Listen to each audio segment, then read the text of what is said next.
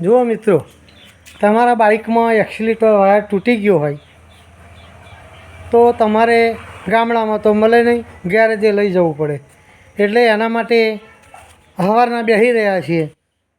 હવે અત્યારે જરાક બુદ્ધિ સૂચી કે ભાઈ એનો વાયર ડાયરેક્ટ બાંધી અને લઈ જવાય.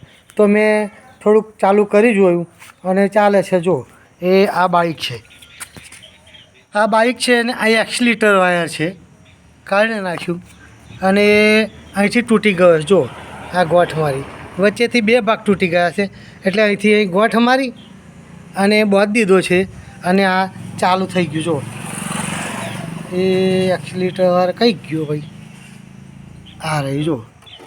જો થાય છે ને. જો હવે આને લીંબાસી લઈ જઈ અને નખાઈ આવો. તો તમે કોઈ વાર આવી રીતે હલવાયા હોય તો એક્સિલેટર વાયર બદલવા માટે આવું કરી શકો છો અને બાઇક જઈ અને પાછા લઈને આવતા રહેજો. ચલો તાર આવજો. કોઈને આવું પ્રોબ્લેમ થાય રસ્તામાં તો આવું કરી દેજો.